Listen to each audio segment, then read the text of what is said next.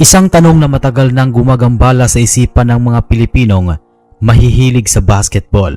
Bakit nga ba sa gitna ng kanyang kasikatan at sa rurok ng kanyang karera sa local scene ay biglang tinalikuran ng tinaguriang The Phenom na si Kiefer Ravena ang Philippine Basketball Association o PBA?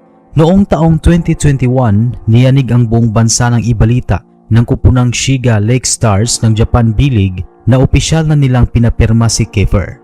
Ang problema, kakapirma lang ni Kiefer ng isang Uniform Players Contract o UPC sa NLEX Road Warriors. Ang naging reaksyon ng PBA, isang matigas na hindi pwede. Dito na nagsimula ang isang malaking teleserye ika nga sa Philippine sports. Usap-usapan ng marami, masama nga ba ang loob ni Kiefer Ravena sa pamunuan ng PBA? Nasakal ba siya sa mga lumang patakaran ng liga kaya mas pinili niyang maging isang import sa ibang bansa? Sa video na ito, hihimayin natin ang katotohanan, ang mga hindi nasabing detalye at kung ano nga ba ang tunay na dahilan sa likod ng kontrobersyal na pag-alis na ito ni Kiefer Ravena.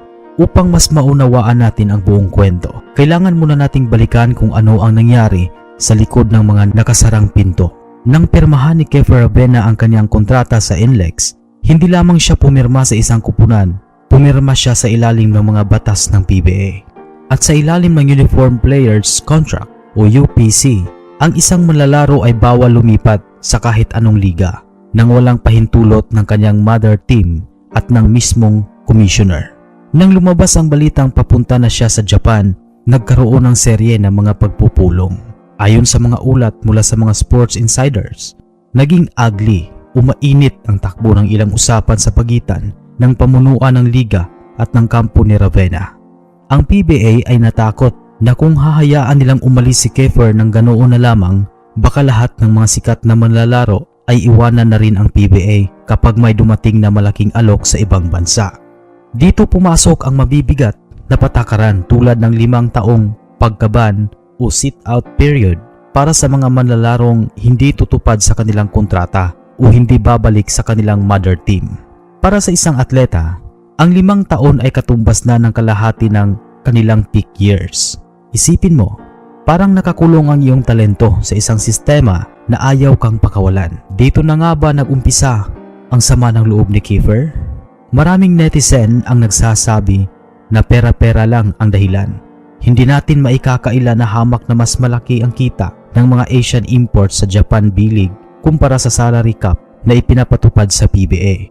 Kung sa Pilipinas ay may maximum ceiling o buwan ng sweldo ng isang manlalaro, sa Japan naman, ang mga tulad ni Kiefer ay maaaring kumita ng doble, triple o higit pa. Bukod pa sa mga perks tulad ng libreng tirahan, sasakyan at mas mababang buwis.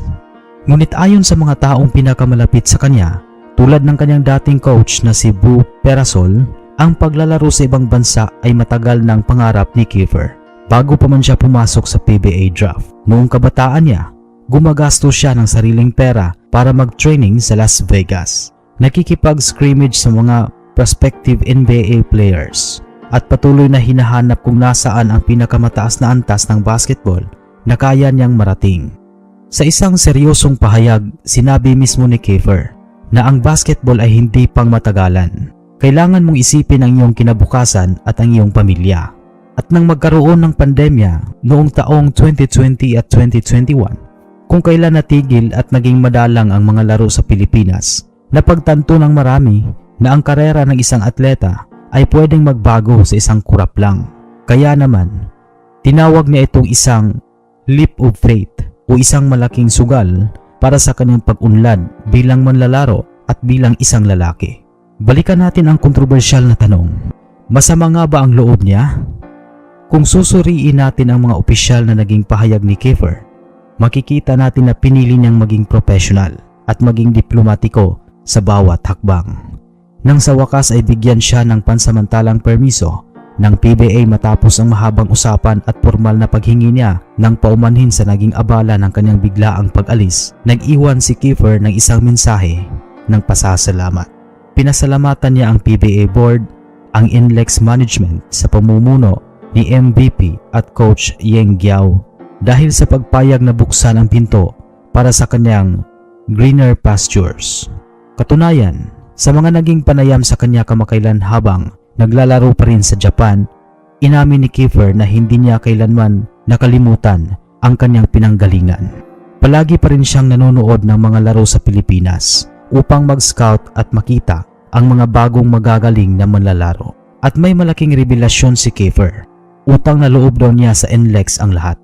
At kung sakali man na matapos ang kanyang karera sa labas ng bansa, bukas na bukas ang kanyang puso na bumalik at maglaro muli para sa kupunang nagbigay sa kanya ng unang pagkakataon. Kaya naman, ang kwento ni Kiefer Ravena ay hindi simpleng kwento ng isang rebuilding manlalaro na nagalit at naglayas dahil masama ang loob. Ito ay kwento ng isang makabagong atleta na nagbukas ng pinto para sa susunod na henerasyon. Dahil sa kanyang ginawa at sa tapang na ipinakita niya kasama ang kanyang kapatid na si Thirdy, napilitan ng PBA at ang buong Philippine basketball system na mag-isip, magbago at harapin ang katotohanan na ang mundo ng sports ngayon ay pandaigdigan na. Hindi masama ang loob ni Kiefer. Ang totoo, mas pinili niya lang na maging malaya upang abutin ang pinakamataas na bersyon ng kanyang sarili, habang bit-bit ang bandila ng Pilipinas sa bawat laro sa ibang bansa. Ano ang opinyon ninyo sa naging desisyon ni Kiefer Ravena? Tama ba na iwanan niya ang PBA noon para sa Japan? O dapat ba na nanatili siya upang maging mukha ng lokal na liga? Maaari po ninyong i-comment ang inyong mga opinyon at saloobin sa ating comment section. At para naman sa hindi pa nakapag-subscribe sa ating channel, isubscribe niyo naman ang Boxball TV. Maraming pong salamat sa panonood.